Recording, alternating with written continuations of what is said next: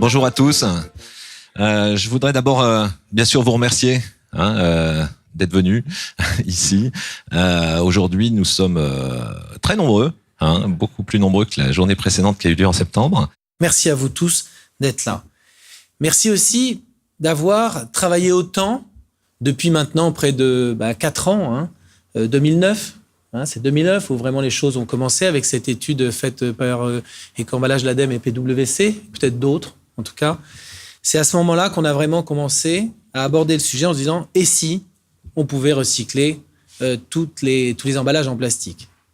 Pourquoi les recycler ? D'abord pour économiser les ressources naturelles et ensuite aussi pour simplifier le geste de tri de l'habitant. Aujourd'hui, on observe une très très très forte hétérogénéité dans les coûts. Cette fourchette évoquée dans le rapport PwC, entre 600 et 800, est atteignable. Je dirais même que c'est un objectif. On ne pourra pas faire fonctionner l'ensemble de cette chaîne sans avoir une vraie analyse et un vrai objectif sur les coûts. C'est impossible. Ça ne se fera pas dans des conditions qui ne sont pas très exigeantes en matière de gestion des coûts. Fin 2013, Éco-emballage remettra un rapport avec des conclusions de l'expérimentation. Tout ne sera pas bouclé, mais en tout cas, beaucoup de choses le seront.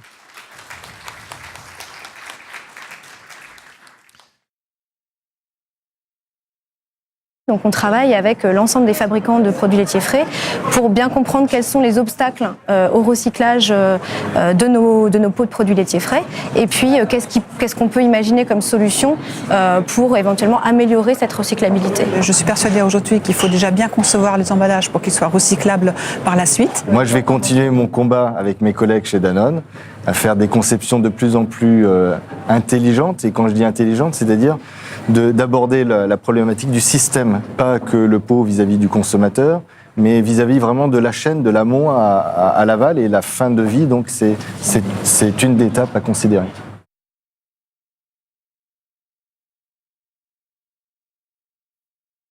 Les gens attendent une simplification. Donc l'extension des consignes de tri, c'est pas la peine d'avoir fait Polytechnique pour savoir que ça intéresse tout le monde. Cette expérimentation venait et avait une adhésion immédiate de la population. C'est plus les élus qui sont souvent plus frileux d'ailleurs que nos concitoyens. En termes de résultats très concrets, on n'a pas un transfert massif, mécanique, du discours positif de compréhension, de pertinence de la consigne en termes de pratique du geste. Changer les habitudes, ce n'est pas facile.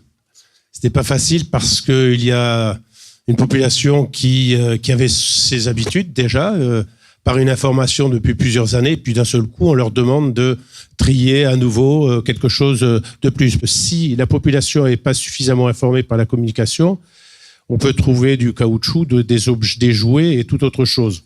Donc là, il est important d'avoir une communication adaptée.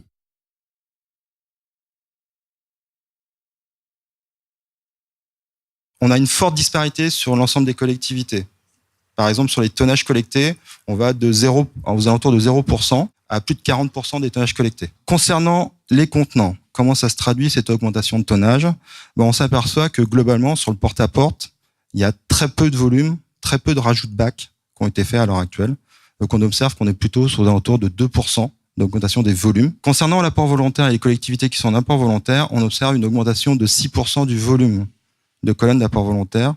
Alors, comment ça se traduit sur la collecte ? Donc, on a une augmentation de 17% sur le flux emballage léger. Et ceci, ça se traduit par une augmentation de 8% des temps de collecte et de 9% des kilomètres. Les résultats, ils sont alors au-delà de nos espérances, il faut être clair. On a 17% de baisse des ordures ménagères, donc en coût en moins. Les emballages, on a fait plus 28% sur ces 20 000 habitants. Et les temps de collecte, en ayant anticipé la refonte de données tournées et les kilométrages, ils ont baissé de 14% pour le temps de collecte et les kilométrages de 13%.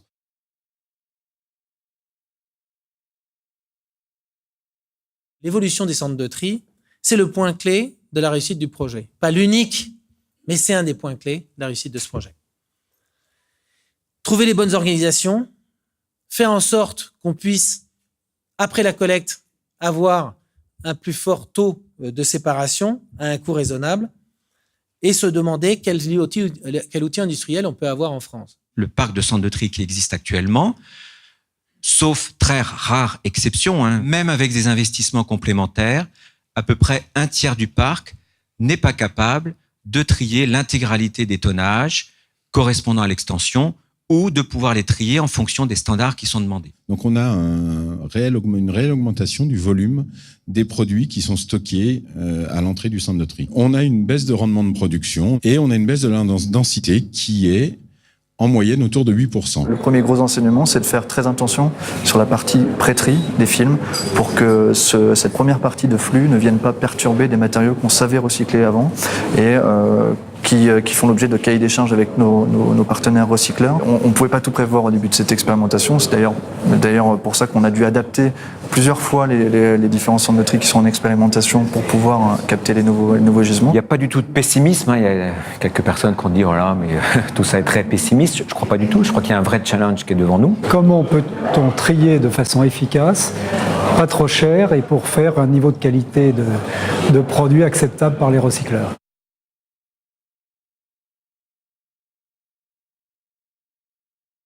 Si on nous demande de multiplier le type de résine à trier, quelque part, on va devoir en subir le coût, quoi. Donc, c'est quand même un point à prendre en compte. Vraiment, la question, c'est ça. C'est qu'est-ce qui doit être fait au niveau local, dans les centres de tri des collectivités locales? Qu'est-ce qui peut être fait dans des installations spécialisées intermédiaires qui feraient du surtri? Qu'est-ce qui peut être fait par le recycleur lui-même avant la régénération de la résine?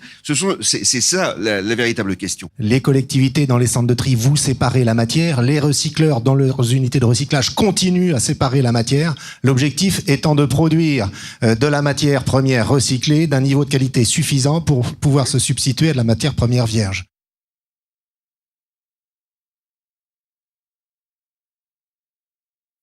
Cette expérimentation est regardée par l'ensemble des pays européens avec beaucoup de précision. Donc on pourra se dire peut-être dans quelques années que ce qu'on est en train de faire ici a changé la donne en matière environnementale un peu partout dans le monde. D'entendre les autres collectivités aujourd'hui nous dire bah voilà, on en est là, voilà comment on a avancé, ça nous permet à nous de nous dire bah oui, ça c'est bien, ça il faut l'améliorer, ça il faut continuer. Et c'est justement le grand intérêt de ces réunions. J'ai noté qu'il y avait beaucoup de monde. J'ai noté que les présentations étaient plus riches parce qu'il y a plus de retours d'expérience. Et j'ai noté, mais là c'est plus d'écoute, plus d'attention. C'est une belle journée de retour d'expérience, d'échange. Et donc merci Ecemballage pour organiser cette journée. L'expérimentation elle-même va se prolonger jusqu'à la fin juin. Ensuite, il nous fera le temps de faire remonter l'information, de la traiter, de la mettre en forme. Et à l'automne, Eco-Emballage délivrera l'ensemble des conclusions qu'on peut tirer de cette expérimentation.